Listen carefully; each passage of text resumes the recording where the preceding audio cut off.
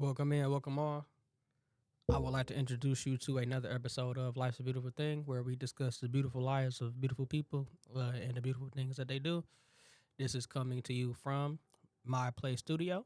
My Play Studio comes to you from 3850 2nd Street, Suite 223, Wayne, Michigan. That's my place, 3850 2nd Street, Suite 223, Wayne, Michigan.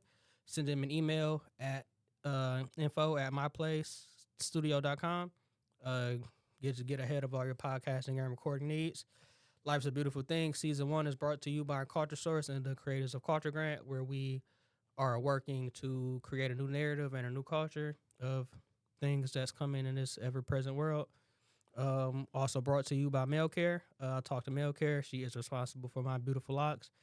And this is a growing process and learning process. She told me she's okay with you guys contacting her. You can contact her at 313-978-3982. You follow her on Instagram at clearly.mailcare. Go in there and get you some of that. Life's a Beautiful Thing is also brought to you by House Lawn Care. That's 313-632-0483. Hit up my boy House whenever you feel the need for some cheap and affordable, very reasonably priced lawn care. Hit up House at 313-632-0483. Lastly, we are brought to you by Enchanted Rose. Enchanted Rose is a black woman's small business owned by Amanda Hill. Amanda specializes in butters, oils, all that stuff that keep you nice and moist. Because black people don't need to be ashy. It's not how our ancestors intended us to be. So hit her up for that. She also does Reiki, and she specializes and houses a unique group of people who participate in all type of healing services. So back to Life's a Beautiful Thing. I'm here with my good friend, Clifton Kirkman II. Yes, sir. How you doing tonight, bro? I'm good, man. Thanks for inviting me here. Oh, no problem, no problem. Cliff is a lot of things. His daughter's here in the studio with us, so I'm not gonna tell you everything he is. But amongst other things, he is a journalist, sickle cell advocate, a man of the cloth, a lot of things. So Clifton, tell us a little bit about yourself. That sounds interesting. I've never had anyone to introduce me that way because a lot of these things that have been added to me has been recent. So, I am Clifton Kirkman II. I am a 37-year-old father to the wonderful Crystal Raylan, who's 10. Not only that, um, you mentioned me being a sickle cell advocate and how that started. I was born with sickle cell anemia, if those that you know, or for those that you know, deal with the illness. And so having it my entire life, where I'm at in this space is that um, we oftentimes don't get treated fairly in receiving treatment. And so life is life, and life doesn't change as it relates to healthcare. We know about healthcare disparities. And so at this present moment, I do a lot with sickle cell. So yeah, I'm a sickle cell advocate. Just got back from a leadership convention in Atlanta this past Sunday. Um, and so the point of becoming an advocate is that many times we're in the hospitals by ourselves or we're in emergency by ourselves. You have to know what your body needs are as it relates to literally everything, the amount of medicine, the amount or the size of the needle, which medications actually work for you. Some may take Motrin. It may be worse than that, so some might take morphine, right? Yeah. That may work for you, but it doesn't work for me. So I take Dilaudid. So um, that's a space that I am becoming more and more involved in. I actually do the Sickle Cell Association of America Michigan chapter. I work for them and I do their social media pages. You mentioned journalists. I am a former producer at a news station in Flint. And currently, we know each other because we currently work for the same publication. Journalism is my life. A lot of people think going into communications in college it's a cop out. A lot of people think it's just a communications degree because you wasted your time. And as I tell people all the time, actually having a communications degree opens up many doors for you being able to do a variety of things. Someone's always going to need to be able to know how to read, write, and speak. And so no matter what space another person may be working in, they can always use our services because we know how to communicate properly. So, you mentioned what did you call it? A man of the what? You're a man of the cloth, if I'm not mistaken, right? That's true as well.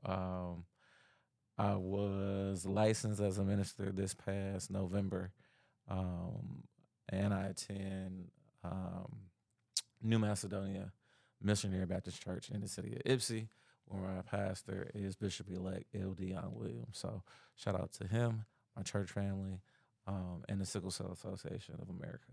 Nice. It sounds like all of those things calm down to you being able to help somebody doing something. Yeah, as a kid, I realized then I wanted to help people. I didn't necessarily know how I wanted to help people, but I was one of those kids deemed the teacher's pet. Or you could see me like, okay, doing something, like you said, helping out. And it's, as a kid, you get teased and picked on. And then when you become an adult, you realize certain things, or you don't even realize that you're doing the very thing that you thought about as a kid. Because I didn't, you mentioned that now, and it was just Yeah. like, oh, wow, I guess I am in that space. It was in your cards. Yeah. In your future to be a helpful person to somebody. Yeah. What was it about your childhood and the people around you that made you say, "Hey, I'm comfortable being a helper of sorts"? I don't know. I don't know. Like my pops, he was always one to give back. Um, I think it's just my family. Like our family structure, immediate, and then my dad's brothers. It's always been about helping somebody. Yeah, and what So, is the structure of that family you came from?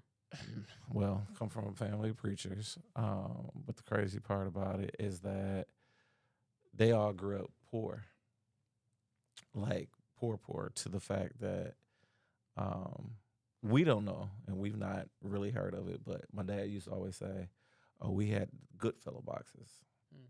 whatever that consisted of back in the day," Yeah, which I'm assuming is far worse than EBT and bridge cards today because you it get beats to the pick and Focus Hope. choose. Yeah, I guess it's more like Focus Hope. So because of that, all of my uncles and my father grew up with aspirations of we had to be helped. And when we get older, we're gonna help the next generation. Yeah, And they've all have pretty much done that in some way, in some avenues. I got an uncle that's a cop. Like I said, two of my uncles are pastors. My daddy was a preacher. And so they just instilled in us like I sound old, but I'm having trouble with sounding old in the age I am now. But my dad used to say, "No man's an island unto himself." We oftentimes live life thinking that I don't need nobody. But the truth is, we all need somebody. yeah. Was it a lot of pressure coming from that background? No, it wasn't a lot of pressure. It wasn't even anything talked about. It wasn't like, hey, when you get older, you got to help. I think it just naturally Yeah. came. What did they expect from you? Like, Oh, so our family, my father being the oldest and his brothers, had high expectations for us as young black men to becoming black men. Um, Taking care of your responsibilities. That kind of covers everything. But we knew in elementary school, when we get done with school, it's going to college. There was no ands, ifs, and buts about it. There was no trade school, none of that. You're going to college. yeah, You're gonna get you're gonna get a degree, and go from there. Um, we were just taught to be outstanding men in society. Period. None of us have been to jail. No, according to my grandmother before she passed, none of them had done anything to incarcerate them, yeah. at least for a lengthy Yeah. time. You know what I'm saying? Like, not saying they didn't get tickets and stuff like that, but nothing major. Um, but that's just how I was raised. And like, and more I think about it, it could also come from the fact that by me having sickle cell, kids could not just say, "Oh, you have sickle cell," but they knew it was something different because the colors of my eyes were turned jaundice, which is yellow, which they might be yellow now, and getting or having those types of conversations with kids, getting bullied, that some way somehow I wanted to change it. Yeah. I don't know, but And how was it growing up as a kid with sickle cell, especially in the areas you grew up in? so it was challenging. It, it was very challenging, but how can I change it? Um, for us, those living with sickle cell, it's hard for us to do a lot of things. And it's crazy that I'm blessed. So I'm afforded opportunities that now people are like, oh, you got to get your rest. But for an example, I remember getting bullied kindergarten, first grade, second grade on the playground. Oh, your eyes are green. Um, then, going through high school, going through middle school, what you always drinking something. You always eating something. Stay out of my business. This is approved. Um, you know, I think it got harder the more I became older. So middle school, high school, not necessarily, but like the years that kids are bullying kids, Yeah. but don't really know, even though they know. I never hid the fact that I had sickle cell. Yeah. Um, you knew, point blank and period. But what stands out for me is that I had to live a life where if it was too cold, I had to make sure I bundled up. I couldn't go outside. If it was too hot, I had to make sure I stay hydrated. Yeah. I couldn't go outside. So you couldn't play outside with everybody else. Correct. And then when we talk about play, and I say this because there's still kids and young men that play basketball and all of that. But remember, I was telling you, it all depends upon how you feel. So for me, as my parents were protective, I had no interest in sports whatsoever. But that's the years all the guys are like, oh, they can name this basketball player, this black. I Yeah. couldn't do it. I had no interest in sports, like until probably I got grown. Like I liked baseball, basketball. I tried out a couple of times. Um, Never made it, and I tried out in elementary and middle school. Never made it, and I don't know if that has to do with the fact that I can't keep the stamina up. Um, so it that's the gist of it. It was hard because as guys we talk about certain things, Yeah. and I had no You couldn't no relate. interest, and I was not knowledgeable. Heck, I still don't really understand the game of football. I know the touchdowns, I know halftime, I know the 50-yard line, like, but and so growing up, and we are who we are. That led to folks thinking, "Oh, that Negro, oh that boy, oh you like," and it's like, nah, I like girls. I just don't like sports. Yeah. On There- top of the fact, I was an arts kid. So I mm. was always in marching band, always in choir. But it depending on who you talk to, will change how they feel. Yeah. But a lot of us have this feeling, and a lot of us deal with the challenges of growing up and having disease. For me, like I said, I tell everybody I got sickle cell because I need you to know that I'm sick. And if I so happen to pass out, I need you to not ask no questions. I need you to call 911. I need you to get the ambulance there. Then you can break down and do what you need to do or be scared. But I need you to save my life and get me there. So I always told people, but there are people who don't share that because of shame or guilt. But it's a life that can be indescribable, a life of depression, a life that we know the term now to be PTSD. But as a kid, I know what my illness can cause. Early death, some of us have been told 25, 30s. So you live your life on a fast track to accomplish things because you know your life may end prior to somebody else's. So many of us rushing to get married, rushing to have kids, rushing through life, trying to hit the goals that everybody's supposed to hit before we check up out of here. Have you been rushing with your life in Oh, these 37 absolutely. years? Absolutely. In what ways?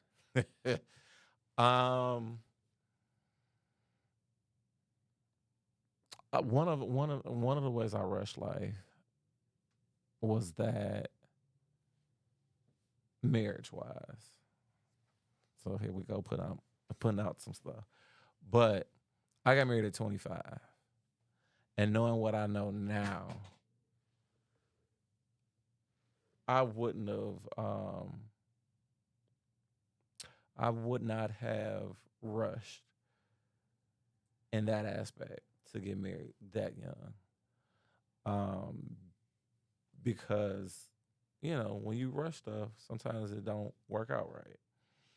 Um, what else in ways have I rushed? At 37, are you still rushing around?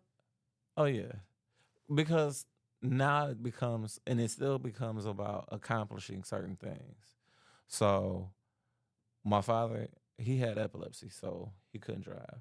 So a lot of what I am and what was instilled to me came from my father, who worked two jobs and then became disabled and couldn't work. And as much as I didn't want to become him in those aspects, the older I get, my sickle cell creates issues that don't allow me to do the typical job. So I said that to say, um, it's it's it's just a life, it's a life of, am I gonna do this? Am I gonna do that? I'm gonna check this off. So my father ended up, before passing, he ended up at, I think it was 40. He got his master's degree. I start school for my master's program the end of this month. But I'm rushing to get to the fact that my daddy always told me, I want you to be better than me. Yeah. So the master's is cool. But what's the next level to that? What are you going to get your master's for and in? So I'm going to Purdue to get my master's in public health because of this space that I live in about advocacy and making sure that people understand um, this life. I had I had an aunt and an uncle who had sickle cell. So I had examples that I saw lived longer. But my goal and my focus is changing the trajectory of how we're treated, of our resources, and to change how there's certain stuff that the various generations have had to deal with that I don't want the next generation to deal with. Not only that, me being able to talk or leaving um, words of wisdom or guidance to the young man that's coming about. So that's kind of where I decided I'm not gonna get a master's in anything in communications. Now it's time for me to get my master's in public health Yeah. because I'm not just wanting to be. I'm willing and Yeah. able, and I'm in this space. Yeah. And when we talk about legacy, my dad talked about legacy. But what are you leaving behind? And hopefully, one day, I'll leave behind something that people can still use, even when I'm gone. So the next person with sickle cell can say, "Hey, my journey was a lot easier because Yeah. I got to follow Cliff." Yeah. And how old were your aunt and uncle that had sickle cell? Like when they passed? So a lot of it depends upon, with anybody, Mm-hmm. what you doing in life. You smoking, you drinking, that kind of stuff. So my aunt smoked. My uncle, he smoked, and he did some other stuff. So I think he lived to be like 40 something, and my aunt, I think, was 65 plus, which the older I get, the younger that seems to be. Yeah. Was there any other people your age with sickle cell In coming our up? family, It's not in general, but like around you. only people that had sickle cell that I knew about were the people that were in my clinic. Mm. So like I've got friends now that have become like family simply because we saw each other repetitively. So, when you go to the doctor's office, you typically see people, you go, and you see people and then you leave. But by us, but when we go, it's oftentimes continuing. And so you build relationships that way, is what Yeah. I was trying to get to. So all my friends now that have sickle cell, You they came up came with you. from when I was a kid. Yeah. Okay, that's cool. And what are the differences from treatment and care from then to now that you've noticed? So thanks for asking that, because this is one of the reasons why I stepped into this. Um, the biggest thing that we've noticed, you know, in society, black boys are cute. Black men, you take on the face of a thug, a drug seeker. These are things. A drug seeker is what people tend to think about sickle cell warriors, right? So in peds, you get this treatment of love and care, and everybody cares about you. Time you turn 18 and get kicked to the adult side, everything's on your own. But at the same token, that's when you become the black person that just wants narcotics. And so, if you're not strong enough and you don't understand that you have rights no matter what, it can be tiring, and it can make a person who's just now transitioning to adulthood be like, forget it. I'm not getting ready to deal with all of that. And even some of us that have dealt with it, I'm over it. I'm good, and I'm gonna live my life. Well, you need to go see the doctor still. But our mortality rate increases between the transition period. And a lot of that has to do with health, the health care.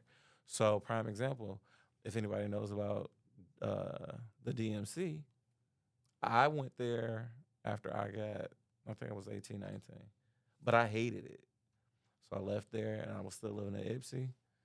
So then I transferred all of my care to Michigan Medicine. So some of the stories that I hear from other adult warriors that is still there, they're like, "Oh, the waiting room is long. I've been kicked out."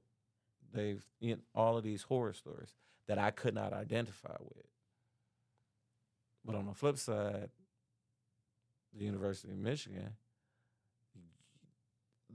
in that aspect, you have not as many problems, but you still have to speak up for yourself Yeah. and ask for what you need. So one time I got sick, and I say many of us, I'm talking about me, but I'm talking about us as adults, as warriors as well.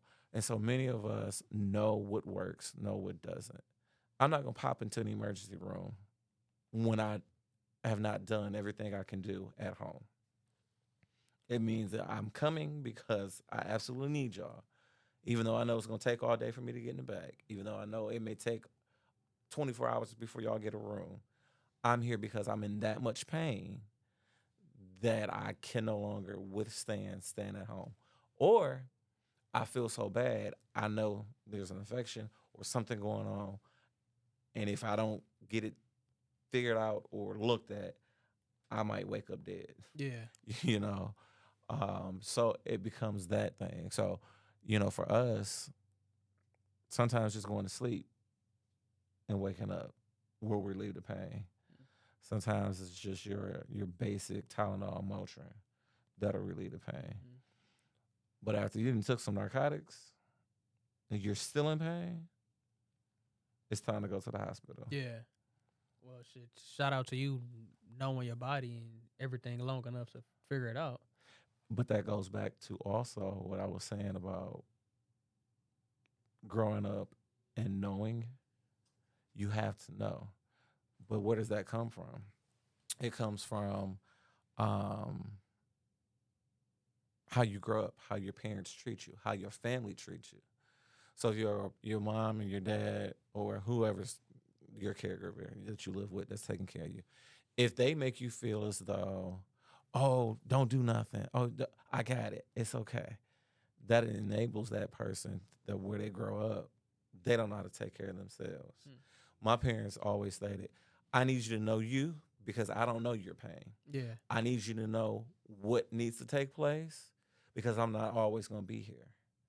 And God forbid, what if I check up out of here and you still a kid or you still a teenager? You need to know for yourself what that is. Yeah. So a lot of it I have to credit to my parents because if it wasn't for them, I could be like some of these other people out here not knowing. When I check into the hospital, there's certain needle sizes that they want to use, right? And I know my veins. Mm. I've had issues or instances where phlebotomy will come in and they're like, oh, um, I can only use you can only use what? Because these veins only take a 22. If you don't get, oh, I don't have none in my cart. So then call me somebody else and bring me what I need. Or, prime example, when I was in the hospital back in March, I don't have very good veins. What you're not going to do, you're not going to keep just sticking and prying. So my first question becomes, are you experienced with veins? Are you experienced with somebody who's a hard poke? Mm. Because I don't want no new person on the floor poking and prying. I have a limited amount of access. I need you to get on the first time or the second. We're not going to be 3, 4 and trying. Your tail is out the door. Yeah. So No, I get that. And tell the people listening to Life's a Beautiful Thing, tell them exactly what sickle cell is. So sickle cell is a genetic blood disorder. So what genetic mean? Because you just have to explain this to people is that it's nothing that's contagious, right? So sickle cell disease isn't contagious. It's passed down through the genes. And so normal people or healthy people, red blood cells. So it affects the red blood cells. Yours would be circular. All of your red blood cells are circular. Mine are mixed. So I have round circular healthy blood cells, and then I have blood cells that looks like a crescent moon or a croissant. And so what that does, the sickle cells die earlier. They're sticky and they carry less amounts of oxygen. So imagine just like us driving every day. When we're driving, depending upon the time, we run into traffic jams. Mm-hmm. So your veins are your veins are the freeways, and the sickle cells are the cars. So if the sickle cell ends up going through the blood vessel and gets caught, it's sticky. So then you start getting a backup. That creates the pain. And so not one person with sickle cell is the same. We're all different. So we all experience differently in different ways, but are there common things that we all experience? Yes. What is that? Is pain. I'm not in the hospital all the time. I don't. And that's probably because my transfusions, where someone who's not put on transfusions may have more pain. And what I mean by more pain in this aspect is more often, not necessarily the degree of how the pain feels. And so it does that. It affects the red blood cells. And we've had some new upcoming therapies to help treat it. But even to that, they're not 100% effective. Not only that, there's not one standard that meets all of us. And so back to sickle cell disease. Sickle cell disease is the umbrella, Mm. but under that lies sickle cell disease, lies sickle cell trait. The trait is what is the genetics that passes down to the child. So when I was on the way of getting married, I had my girlfriend at the time get tested to make sure that she didn't have any genetics of sickle cell at all. because I knew I wanted kids. And I wasn't going to, rightfully so, put a child in the same position. Now, I'm not saying I would never have a child with sickle cell, but for me, it's like, yo, if I can help it, I won't, right? So hers came back with no genetics at all. So she was cool. But my daughter automatically ends up with sickle cell trait. Yeah. So when she gets older, she has to watch out to see, to make sure that the other person does not have the trait Yeah. or the disease, because the chances of them having a child with sickle cell is increased further. Yeah. Um, but yeah, so like you got sickle cell. There's different versions. So you can have sickle cell beta thalassemia. You can have sickle cell disease, but even in sickle cell disease that I'm talking about, you have SS, you have SC, you have all these under things. So it's kind of regional. Most of us that are African descent have the SS or the SC, but you'll get people from the Mediterranean or Middle East on over to to Asia. They may have the thalassemia Yeah. version. All right. Well, thanks for explaining all that to me, Cliff. So tell me more about your journalism career. So I know you said you Man, were a producer out in Flint. so journalism has been everything. I actually started out as a vocal music education major when I went to college, Where'd you go to college at? Eastern Michigan University. Shout out to Eastern. Shout out to Eastern. Yeah, yeah. But because I had sickle cell, I didn't meet the standards of my classwork. So what I mean that Were you like sick or just going through the so stuff? I was sick a lot. I ended up with ulcerative colitis, which is irritable bowel, but that was caused, now that I know, from a medication that I was taking to help sickle cell. Mm. Nevertheless, they called me while I was, just chilling in the dorm. It was like, hey, you're not going to graduate in time if you keep this as your major. Now, I've been in a choir since 3. I've been directing since I was like 12. So music is my passion. I sung it in high school and always thought I was going to go back and be a vocal music teacher.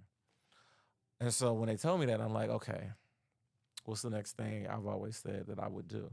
And that was journalism. And so for me, journalism is everything. You have to know who you are as a person to know whether or not if this is a good space. So for me, I could not see myself working a job that was mundane every day. Shout out to those that can. But I cannot be in the office doing the same thing every day. But as a journalist, I'm doing the same thing. At the same time, I'm not doing the same thing. So today can be about crime. I'm out on a shoot about crime. Tomorrow I could be doing an interview on you. Yeah. Or tomorrow I could do an interview about this this building, but this studio specifically on their impact in the community. So that's why I ended up going into journalism, just point blank and period. It's necessary. I tell everybody, everyone has a story that you meet. We don't go through life without anybody having a story. The the thing that catches me is those that have an issue with those that they see on the streets that are homeless, that are down on their luck. And it's like, did you take the time to talk to them to see how they got there? Because I don't think anybody just wants to randomly start doing drugs when they know that it's not good for their body. I'm not saying there ain't no crazy people, but I'm saying generally, those people have a story as to why and how they got hooked on the drugs. Mm-hmm. Could that have been depression? Could that have been they lost somebody, and they couldn't deal with it? So that's why I became a journalist. And my first journalism job was in Flint as a producer. Even though it's the same, it's a different job and position. So were you in a newsroom? yeah, I was in the newsroom. So How that sets up, you have your reporters, you have your editors, you have your assignment desk, you have your producers, you got your news director. So your producers, which oftentimes people don't know, your producers are in control of what gets put on TV. And for me, I always wanted to be the reporter, the face of the TV. But what I found out is that the control is those who work in the background. Also, you get paid more money. Yeah. And so I love the fact that I ended up producing versus becoming a reporter and having to go travel. So you have your production team. I'm the one that's important for, or I'm the one that's in charge of everything that gets put on TV. So I have to build this TV block of we're gonna lead with this story. So the lead of the story today could be the thunderstorm or what do they call it? The thunderstorm warning, tornado warning. Um, so I would send reporters out to go capture evidence, knock down trees if it became that bad, knock down trees, things like that.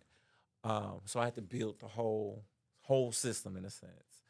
You also with that comes I have to make sure I have a backup in case I have to kill a story because somebody couldn't get in to do their interview or there's How often is that a thing where a story gets killed and you can't move on with it? it happens often because as a reporter, as a journalist, as a news source, things are always updated.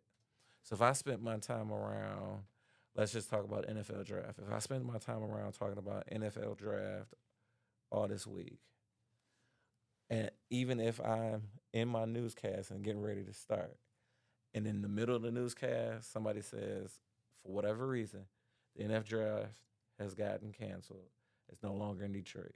We only got what, a week or 2, or 8 days, 8 or 9 days we got left.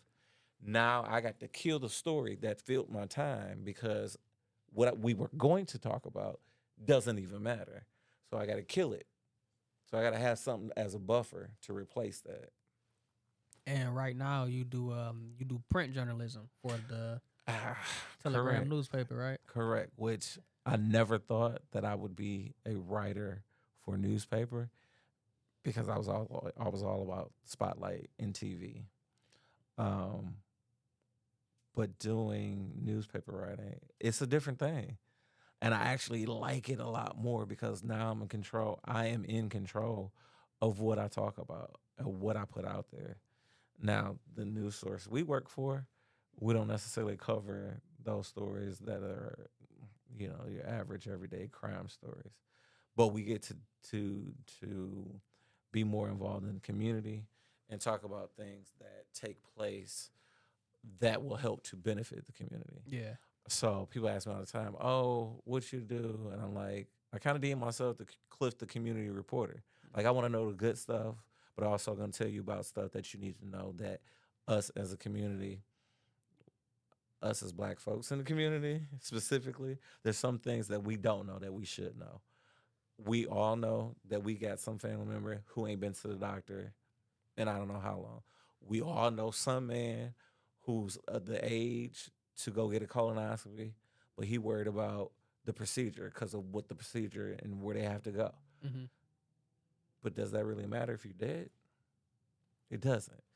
So I need to inform you on why this is important. And so working for the Telegram, can we say I already said it that? 4 or 5 times. um, working for them because they're a smaller paper, but yet mighty, Mm-hmm. we're able to impact people's lives far beyond TV.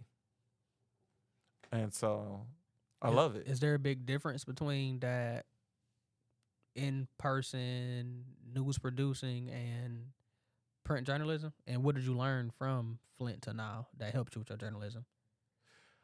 So I actually think I was always like a good writer. Um, but that's the number one thing. You can be taught as long as you know how to write. Mm-hmm. So, you know, reporters tend to write their own stuff. As a producer, you would write the lead ins that the anchors have to read. Um, but producing is, let me tell you, this is if not anything else, producing teaches you how to multitask. I absolutely had the multitasking skill set prior to working, but once I got into the newsroom, when I interned, I said, "What is all of this? Why is everybody yelling? Why are the phones ringing? Why is the police scanner scanning?" And you literally are in the newsroom, and you have to listen to everything, even while you're writing. So the biggest skill set is multitasking and knowing how to be concise. Now, that's what I'm trying to do as we talk. But knowing how to make something that's big and tell the story when you only have 15 seconds or so. Yeah. And last year you went to a very important journalism meeting in Nashville, right? Yes, sir. Um, and it was print. It was print journalism. So you got to know how to write. Another big thing is the way in which you write, right? So when we're dealing with TV, we're dealing with what's happening now. We're dealing with you talking to people that can see you. So you have to make sure you present yourself in a way they feel like that you're talking directly to them. So everything that you say on TV has to be in the present moment. Even if I talk about something that happened last night, I have to talk in the present moment. Whereas us writing for the news, I don't have to talk about, at least our publication, I don't have to talk about in the present moment to a degree, right? Like we can say in a past conversation or last week, or we can talk in past tense because people are reading. Did I answer your question? Yeah, you answered the question. Oh yeah. And just tell me a little bit more about this meeting you went to last summer. So that meeting had a different feel to it. It was my first meeting, or my first meeting introduction to black newspapers and black writers and being in a space where it was only black people having to tell the story. I left there after listening. There are people in like their 60s, 70s, 80s that are still working as producers, or not producers, as reporters, as newspaper managers, the whole 9 yards, and they're old. And to listen to their stories of why black newspapers were in existence back then, and to see that all these years later, the same need is still here. Why are we dealing with the same stuff? Does that make you want to stay in the journalism game longer? Oh, absolutely. I probably, as long as I have a right mind and can write, I plan on working. You don't need a right mind for journalism. Just A saying. right mind? You can't have No, nobody with dementia working. I mean, as long as somebody gonna read it. Okay. Just saying. If you a true journalist, you're gonna care about what you put out there because anything can come back to you, and people will check you. I learned this X, Y, and Z. Told you about legacy. Yeah, remember the days when I used to pull up to the journalist's house and bring them outside? Listen, After we don't live in them times no more. I'm not doing that at all. And I know I know you got something to do. So I got a few more questions and we'll wrap it on up. And so, like we talked about in the beginning, you are an ordained minister.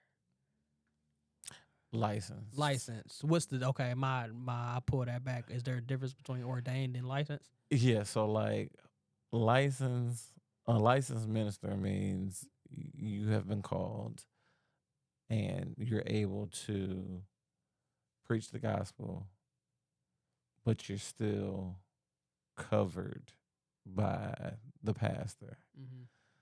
When we talk about ordained in, I'm not even gonna say in the black church, in the Baptist church, particularly, when you talk about ordained, you often are talking about becoming a reverend, which is the next step. And once you become a reverend, that gives you the license to marry and to bury, which I don't have at this point. Are those things? Are you interested in those things? Yeah, yeah. Don't seem like it's a big rush right now. No, no. This walk is a walk that I didn't necessarily want Mm.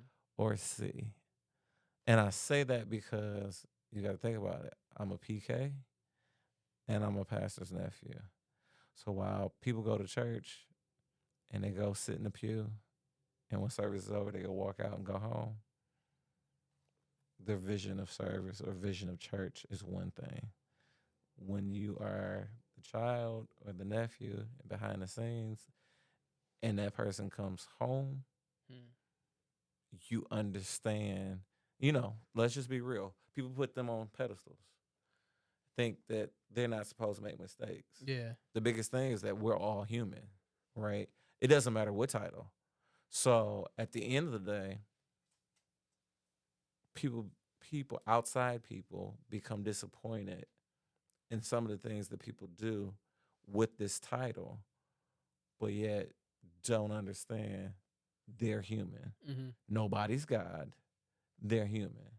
So don't put them on this pedestal.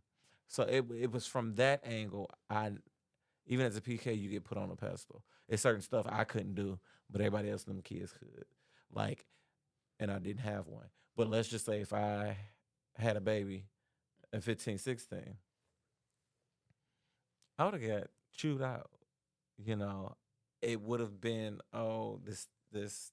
Abomination. Yeah, all of that, right? But Pookie now, or Deacon such and such, daughter or granddaughter, Mm-hmm. they may voice something, Yeah. but it ain't gonna carry the same weight. So I never wanted to become a pastor. Never wanted to be.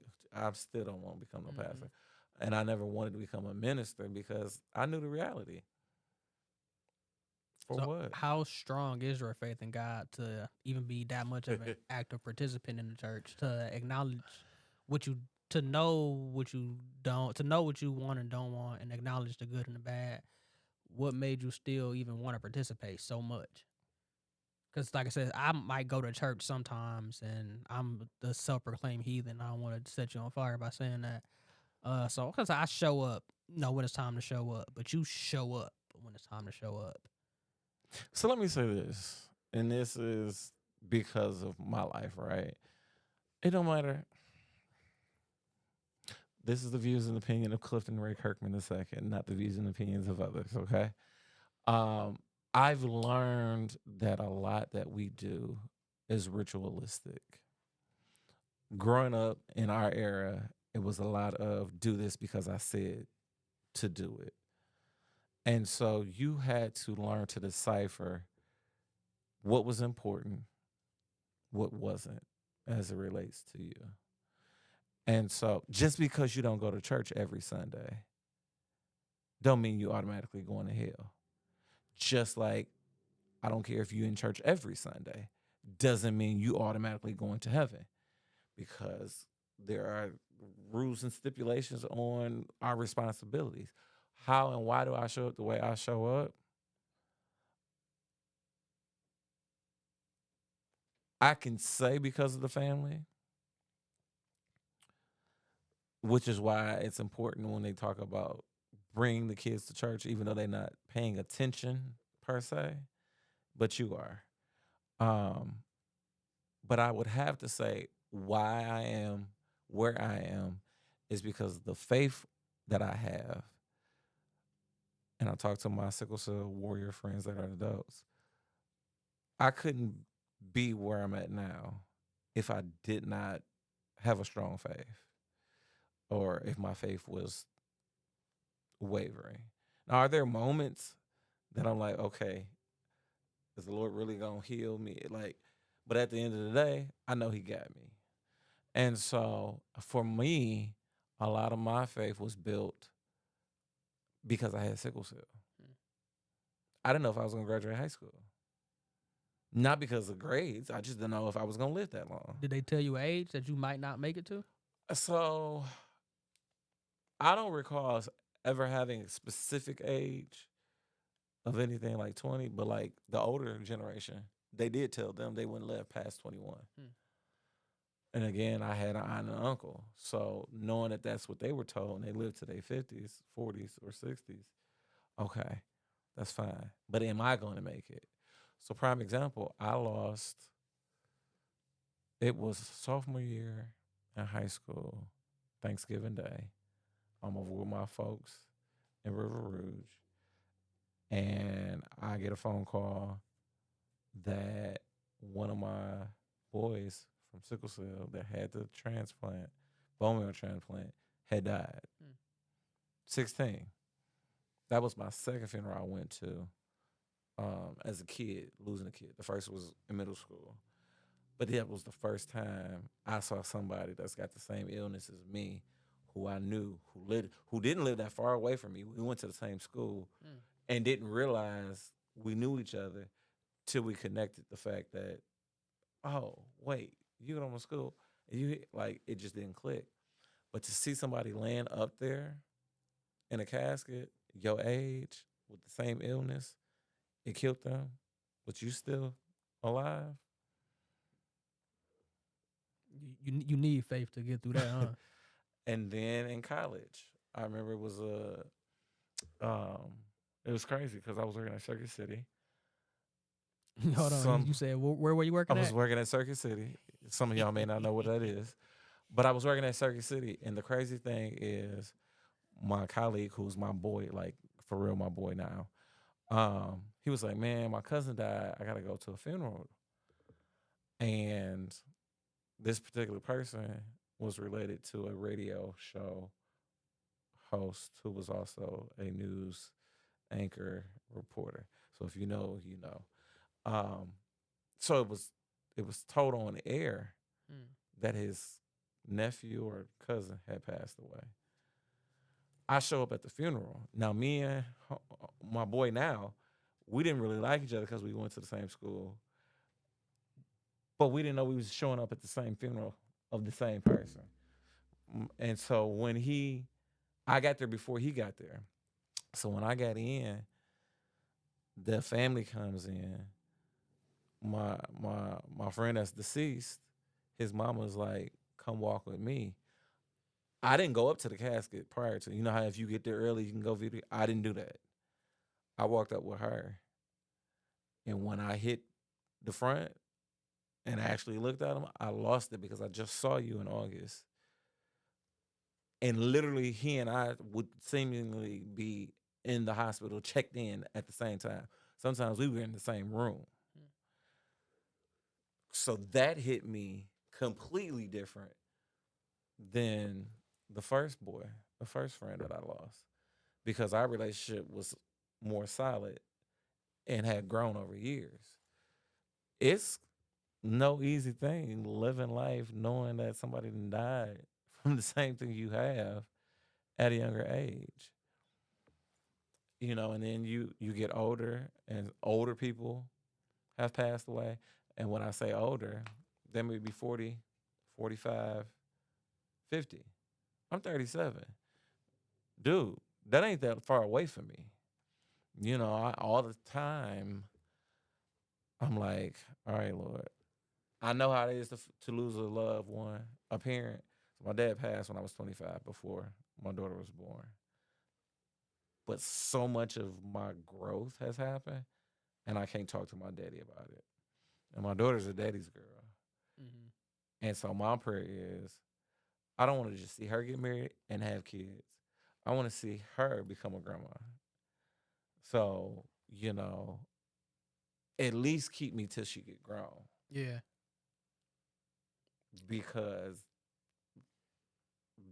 the way it's gonna mess with her mind will be horrible. And speaking of your daughter, how does all of these things you do relate to the life you want to provide for her?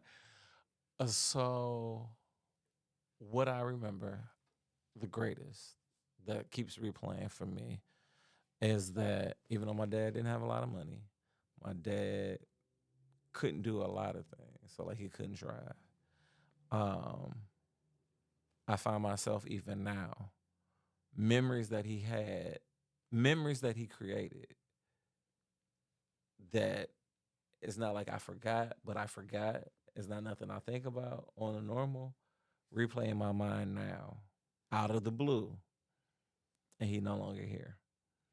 So my whole focus and goal is to give her experiences that are important and memorable, so that at the end of the day, my daddy taught me this. My daddy taught me that. My daddy took me here. He exposed me to that.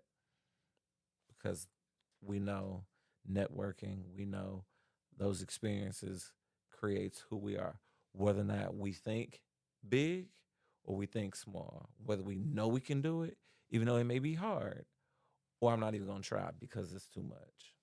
So for her, it's me trying to find a way of giving her the world without her seeing it and viewing it as a spoiled brat, Mm. if that makes sense. It makes a lot of sense. All right, well, that's it for us tonight. I'm done interrogating my boy. Cliff, I do got one last question. If you could go anywhere with any woman, what would be that location and who would be that person? Oh, dude, you know how many other places that I want to go? In this moment, you got to pick one. um, if I had to go somewhere, it'd probably be somewhere in like the Polynesian Islands. I want a nice climate. I need a beach. I want the big green trees with birds I've never seen before, like that. I'm an animal person. Um, some places got safe and clean food. And who would that woman be? I don't have a clue because I ain't dating nobody right now. You lack imagination in this regard. My friend. However, if we talked about anybody, it would probably be her. It would probably be my daughter.